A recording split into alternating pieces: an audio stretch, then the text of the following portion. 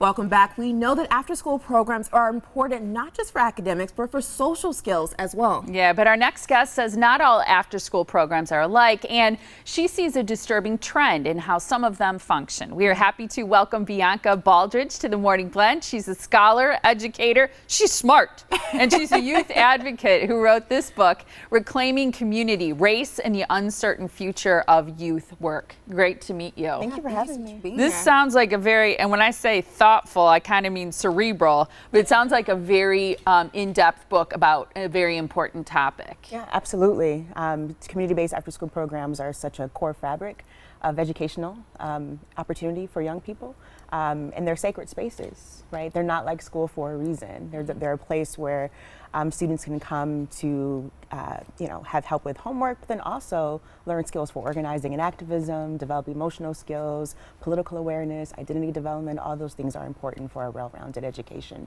Mm-hmm. Now, do you guys have a harder time finding people, though, to work in these after-school programs? Sometimes, youth workers are not like traditional classroom teachers, right? And so we think about that adult who's at the YWCA or who's at the Boys and Girls Club. They may not have had the same kind of educational experiences that teachers have, but they are true educators, right? They guide, they mentor, they nurture, they educate young people, and they're often their labor is often invisible.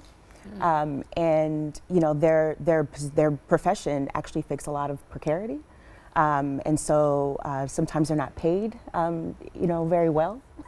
But when you think about the lives of young people, when they ask you, right, who is the most important person in your life, and there might be teachers, right? There might be a family member, but they often say it's the youth worker at the community center, at the after-school program, who's really helped me. Right? Yeah. And that mentorship.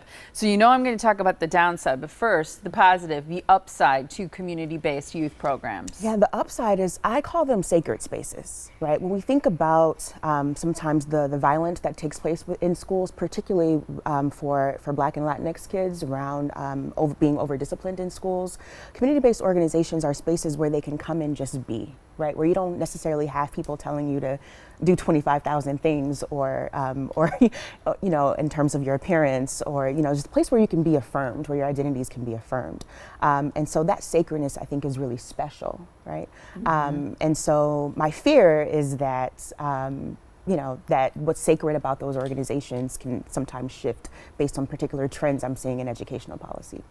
Now, do you see a pressure to standardize the success for these after-school programs? Absolutely. And so when we think about standardization in educational policy broadly, there's this trend to measure everything by test scores, right? And we know that not every young person is a great test taker. I certainly was not, but I feel like half the school day is taking tests. Taking tests, exactly. And so what happens when other things are overshadowed, right? And so community organizations are often being pressured to standardize things, right? To expand their programs, to serve more students in ways for programs that are more comprehensive, where you work to develop the whole child, where it's not just academic support, but it's social awareness, political awareness, identity affirmation, organizing and activism.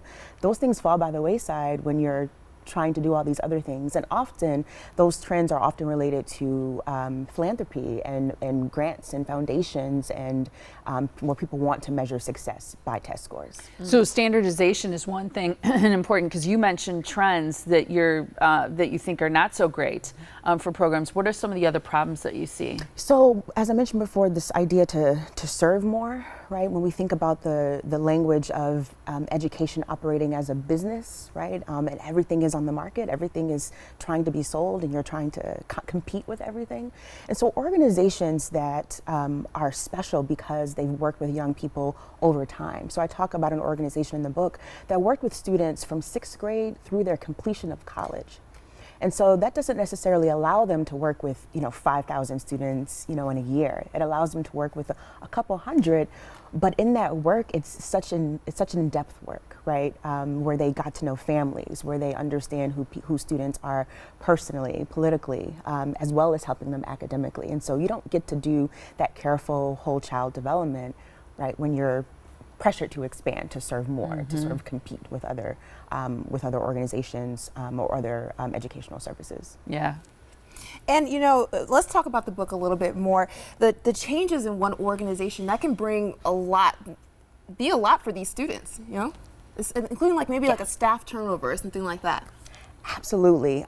So the profession of youth work can sometimes be unstable, and so people move on for various reasons.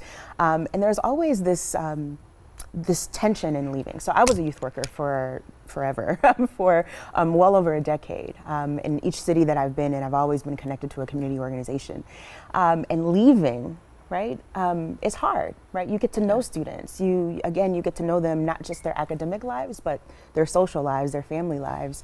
And so leaving can be hard. And so when we think about the stability that young people need, you know, watching an organization transforms means that people come and go. Yeah. And so there were students who had a difficult time in the book with the transitions, but understood that people needed to move on for a wide range of reasons. Yeah, and making those transitions smooth, recognizing that people do need to move on sometimes and that change happens and it's a normal part of life. Incredible book. People have the opportunity to meet you tonight, which is wonderful, and get a copy of your book. It's tonight at 7 p.m. at Boswell Book Company, which is located on Downer. They can find out more about you also on your website. It's BiancaBaldridge.com. Such a pleasure to meet you. Thank you so much for Thank having you me. so Great much meeting you as for well. sharing Thanks your for work. coming in.